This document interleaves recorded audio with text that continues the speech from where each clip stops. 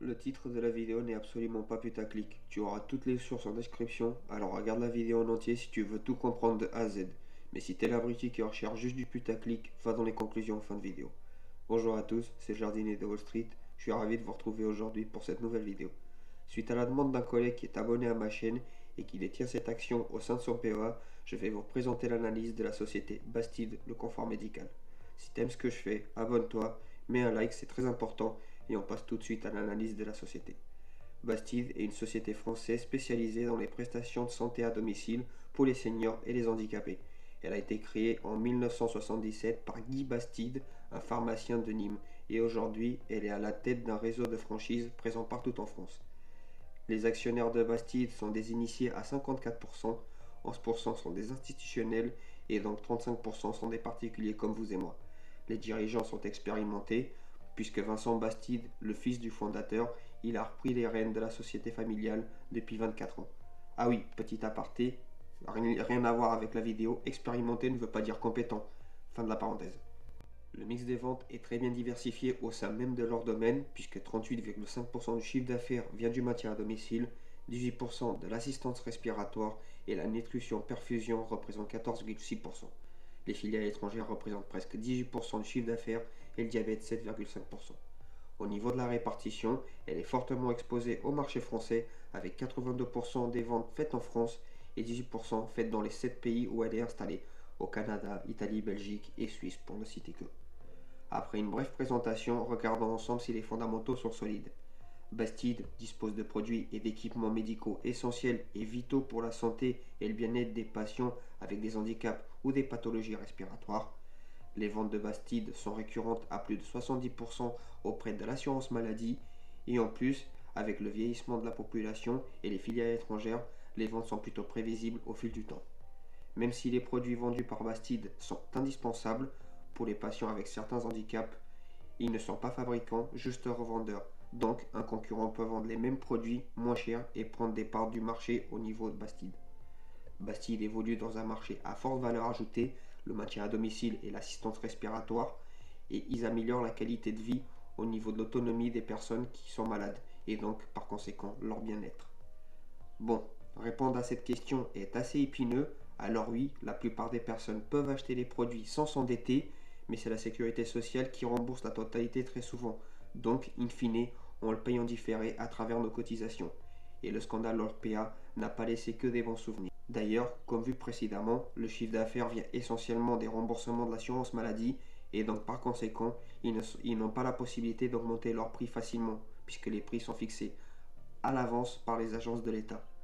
Même si Bastide est dépendante de l'État, ce qui est un défaut majeur, ce défaut est aussi un avantage puisqu'il dispose d'un grand portefeuille client, c'est-à-dire toute la France, et elle se développe aussi à l'étranger.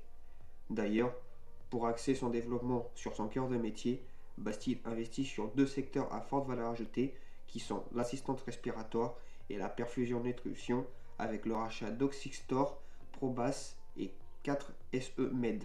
C'est des filiales et des concurrents qu'ils ont rachetés il n'y a pas très longtemps.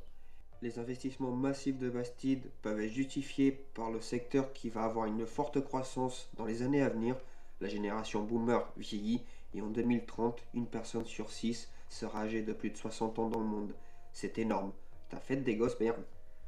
Et enfin, vu que Bastide est le leader national de la distribution et du maintien à domicile, ils font des économies d'échelle auprès de leurs fournisseurs en achetant en gros.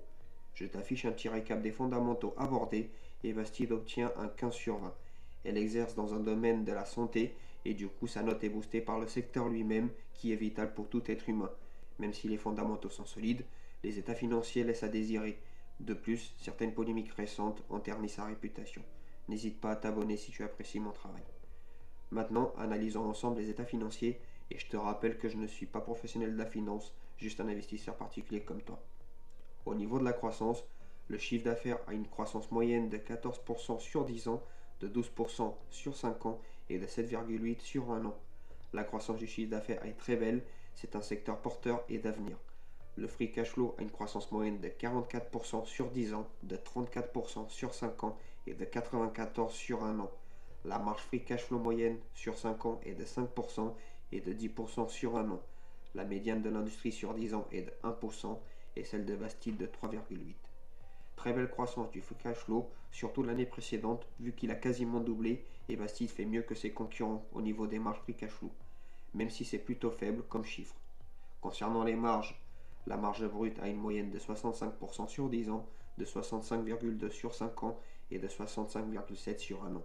La médiane brute sur 10 ans de l'industrie est de 16% et celle de Bastide de 65%. La marge brute est stable, mais a une petite tendance haussière et Bastide fait mieux que ses concurrents au niveau des marges brutes. C'est un très bon point. La marge opérationnelle a une moyenne de 6,7% sur 10 ans, de 6,8 sur 5 ans et de 7,2 sur 1 an.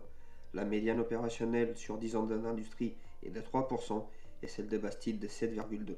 Ce genre de secteur nécessite énormément de capital humain dû à la prise en charge des patients atteints de certaines pathologies, ce qui justifie une marge opérationnelle si basse par rapport à d'autres secteurs comme la tech par exemple. Ceci dit, Bastide s'en sort plutôt mieux que ses concurrents au niveau des moyennes, elle fait mieux. Après les marges, on va regarder les ratios d'allocation. Si tu as des questions par rapport aux ratios, j'ai fait une playlist, n'hésite pas à aller voir. Le ROIC a une moyenne de 9% sur 10 ans, de 7,5 sur 5 ans et de 4,7 sur 1 an. Malgré un ROIC très faible et une dette élevée, la société parvient à créer de la valeur.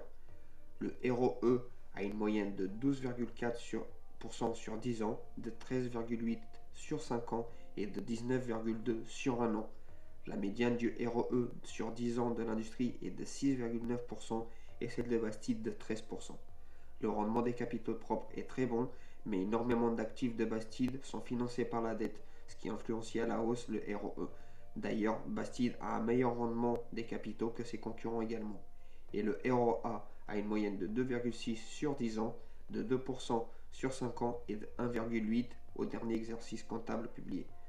La médiane du ROA sur 10 ans d'industrie est de 2% et celle de Bastide de 2,4. Le rendement des actifs est très faible, mais c'est un problème qui est inhérent à l'industrie. Mais ce qui m'inquiète pour Bastide, c'est qu'il se dégrade au fil du temps. Ce genre de courbe est un signe de déclin pour la société en général. Concernant la dette sur capitaux propres représente 487% des capitaux propres. C'est énorme, je veux bien que le secteur ait besoin d'investissement, mais c'est assez conséquent et c'est colossal. Le nombre d'années de résultats nets nécessaires pour rembourser la dette est de 35 ans. Ah bah, j'ai pas de mots pour décrire cette information, à part que ça me donne envie de fuir au galop. Et le cash flow opérationnel couvre 25% de la dette. Et le ratio actuel est de 0,87. Les actifs court terme remboursent les passifs court terme à hauteur de 0,87 fois. C'est une catastrophe, un tel niveau d'endettement me terrifie. Au sens propre, ça ne me donne pas envie d'investir dans la société. Au niveau des dépenses, la R&D a une moyenne de 0%, ça sert à rien d'épiloguer dessus. La VBA a une moyenne de 20% sur 5 ans et de 0% l'an dernier, mais je pense que ça doit être un bug temporaire du screener que j'utilise Wise. Et enfin, le CAPEX a une moyenne de 455% sur 5 ans et de 445% sur l'année précédente. Les dépenses en CAPEX sont énormes, le secteur a un gros potentiel et ça montre aussi que la société est confiante dans son avenir. Ou alors, il serait complètement fou d'avoir une telle dépense dans le cas contraire.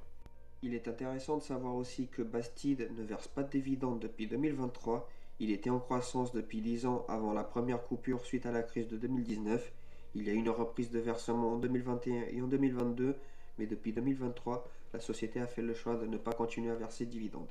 Il semblerait que le free cash flow soit gardé dans l'intention de rembourser la dette, ce qui est en soi aussi un juste retour pour l'actionnaire. Bastide a sous-performé son indice le CAC 40 de 11% par an en moyenne et son homologue américain Amediziz, quant à lui, a surperformé son indice le S&P 500. Donc Bastide n'a pas une très belle performance sur les 10 dernières années. Bastide émet des actions régulièrement et avec une augmentation de plus 7% d'actions l'année précédente. C'est un point négatif selon moi. Gros Focus lui donne une note de prédictibilité de 5 étoiles sur 5 et une note de 88 sur 100 pour la performance long terme. C'est une société qui a des belles perspectives d'avenir selon Gros Focus et Morningstar n'a pas fait de rapport détaillé sur Bastide. Elle ne donne pas donc de note d'allocation de capital et n'attribue pas de DUV non plus. C'est pénalisant pour la note de la société selon mon barème. Maintenant qu'on a fait le tour de la société, je t'affiche mon tableau de notation. Comme tu peux le voir, Bastide obtient une note quantitative de 9,5 sur 20. Malgré une note fondamentale excellente de 15 sur 20, l'analyse quantitative des états financiers est en dessous de la moyenne avec une note de 9,5 sur 20. La gestion de la dette est vraiment chaotique selon moi, ce qui justifie une note aussi basse. Mais en effectuant des recherches sur la société, j'ai trouvé des infos bien plus perturbantes et on en parle juste après la valorisation. Selon le screener Wise, le juste prix selon l'Evo EG est de 24,36 €. Le calcul de Discounted Free Cash Flow n'est pas disponible, donc je le remplace par ma formule Graham LJDWS qui donne un montant de 55,26 €. Morningstar, ils estiment le juste prix à 31,31 €. Selon Invest, le juste prix est de 26,22 €. Et pour GuruFocus, le juste prix est de 43,34 €. Et selon leur méthode de Discounted Free Cash Flow Earnings, 59,32 €. La moyenne de ces prix avec une marge de sécurité de 30%, parce que oui, j'ai des craintes sur cette société-là. Et même comme ça, Bastide serait potentiellement sous-évalué de 35%, puisque son juste prix théorique serait de 27,98 €, et à l'heure à laquelle je tourne cette vidéo, elle est cotée à 18,16 €. Si on fait un point sur les forces de Bastide, elle dispose d'un vaste réseau d'agences en France, ce qui lui permet d'être opérationnelle sur tout le territoire. Elle dispose d'une petite image de marque à travers ses partenariats auprès des sportifs comme les tennisman français et le sponsoring d'une équipe de foot, celle de Nîmes. Et elle dispose aussi d'un large panel produit, c'est l'Amazon des dispositifs médicaux, comme dirait Victor Castanet dans son livre Les Fossoyeurs. Et au niveau des points faibles, il y en a plusieurs, mais je vais m'attarder sur celui qui m'a fait bondir de ma chaise pendant mes recherches, lorsque j'ai compris pourquoi, quand mon collègue me parlait de Bastide, son nom me disait quelque chose. Ce détail t'a peut-être échappé, mais j'ai cité un livre plus haut, Les Fossoyeurs. Et il faut savoir que ce livre je l'ai, et je l'ai lu. Et selon ce livre, Bastide aurait indirectement aidé Orpea à détourner de l'argent public à travers le système de rétrocession nommé RFA. Selon l'article de Zone Bourse, M. Bastide dédouane toute responsabilité et affirme que les rétrocessions datent d'avant 2008 et affirme que les remises de fin d'année n'existent pas. Or, je vous conseille de lire l'intégralité du livre pour vous faire votre propre avis, mais entre les pages 160 à 163, le témoignage de l'ancienne directrice achat chez Orpea qui avait interdiction formelle de contacter Bastide et de 2 commerciaux de Bastide témoigne également de ces agissements connus et pratiqués depuis longtemps par le groupe Bastide. Pendant mes recherches, j'apprends qu'en 2022, Bastide embauche Jean-Claude Derc, un des chefs d'orchestre du trio lié au scandale Orpea, et donc ses pratiques de management qui seraient affreuses, pages 148 et 149 du livre également.